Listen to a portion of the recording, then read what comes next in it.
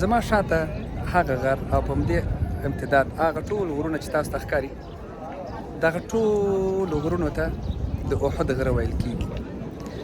د احد غر ځکه په اسلامي تاریخ کې مهم ارزښت لري چې دا د مسلمانانو د تاریخ یوه مهمه غزوه وه. په دې کې په خپله محمد صلی الله علیه وسلم برخه اخیستې وه. په دې غزوې کې غاښ مبارک شهید شوی و، ژوبل شوی و. دغسې زما تر شا دغه جال چې ګورئ، دا خلک چې ګورئ چې ولاړ دي، دلته د احد په غزوه کې د اویاو صحابهو چې شهیدان شوي وو د هغوی مړي دلته ښخ شوي دي. ما ته دلته یو لارښود ولاړو سیلانیانو ته معلومات ورکول. هغه وویل چې مخکې دا مړي د هغې غره دغه څوکې په اخوا ته ښخ شوي وو، بیا د هغه ځای نه انتقال شو. او دلیل دې دا وښوده چې ګینې په هغه وخت کې د دې ځای د حاکم په خوب کې ځینې صحابه ورغلي وو چې موږ په داسې یو ځای کې ښخ شوي وو چې اوبه راباندې راځي. دا شفاهي روایت دی، ما په کوم کتاب کې نه ولوستی، او په هر حال زه دا شفاهي روایت تاسو ته وړاندې کوم. او بیا یې وویستو، بیا یې هلته یې ښخ کړل په دې غجالۍ کې. دلته د حضرت حمزه رضی الله تعالی عنه جسد هم ښخ دی. دا دویم دفن دی. دلته د لارښود دا خبره وکړه.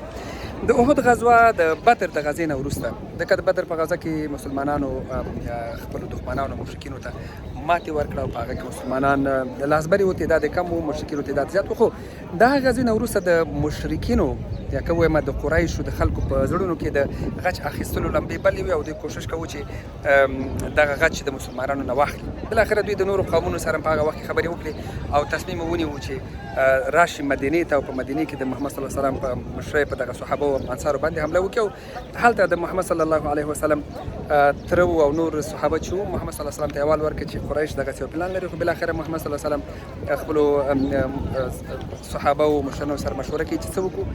ځوانان یو نظر ورکوي، او د عبدالله بن ابي سلول چې په سیرت کې غټ منافق د مدینې یاد شوی دی، د هغه نوم د هغه په مشرۍ خلک ځینې نورې مشورې ورکوي. خو بالاخره د قریشو نه کم خلک چې راځي 3000 وي، او د مسلمانانو 1000 وي چې په لاره کې بیا د مدینې نه. دا البته دغه د احد غار د کوم ځای کې چې زه ولاړ یم، دا د مدینې نه د مسجد النبوي نه تقریبا داسې 3-4 میله که ووایم 10-15 دقیقې لاره به وي، لرې ده. نو کله چې بیا مسلمانان راځي د محمد صلی الله علیه وسلم د جمعې د خطبې نه وروسته، هغوی جهاد ته هڅوي، د غزوې ته هڅوي، خپله زغره او توره هر څه تیاروي.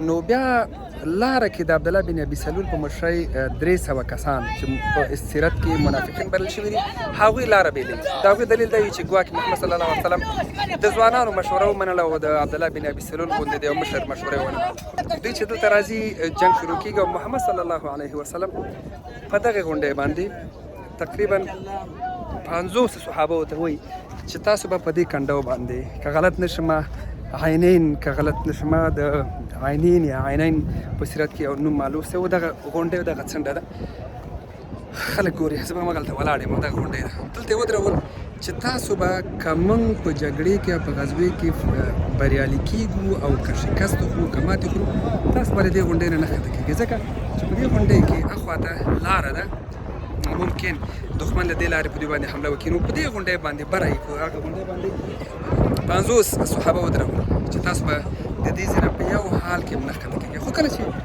مسلمانانو دغلته لاندې په دغه منطقې کې چې جګړه شوې ده، هغه لارښود راته شول. کله چې مسلمانانو په دغې سیمې کې د جګړې په لومړیو شیبو کې بریا ترلاسه کړه، هغه خپلو دښمنانو ته، قریشو ته، خلک چې جګړې ته راغلي وو، هغوی ته یې ماتې ورکړه. نو دلته په دې غونډۍ کې ګمارل شوي صحابه هغوی دا حالت ګوري چې مسلمانان مخ په بریا روان دي، هغوی بریالي کېږي، او ځینې مسلمانان لګیا دي په حساب غنیمت راټولوي د خپلو دښمنانو نه.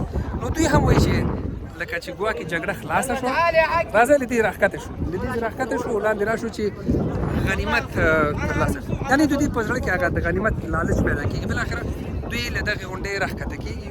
یو محدود د سیرت کتابونه وایي چې محدود شمېر ګمارل شوي صحابه دلته پاتې کېږي چې تقریبا د 10 په شاوخوا کې.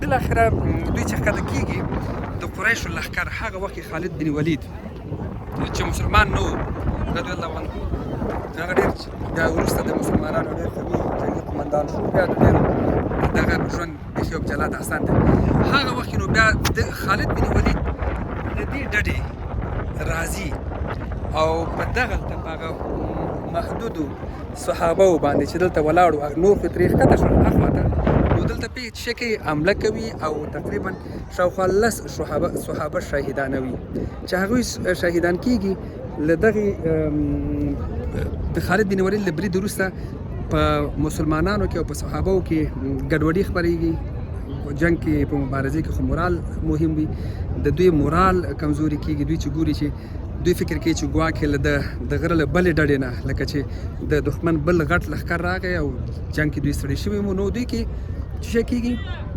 ویره خپرېږي او ګډوډي خپرېږي بالاخره دوی په جګړې کې ماتې خوري او نهایتاً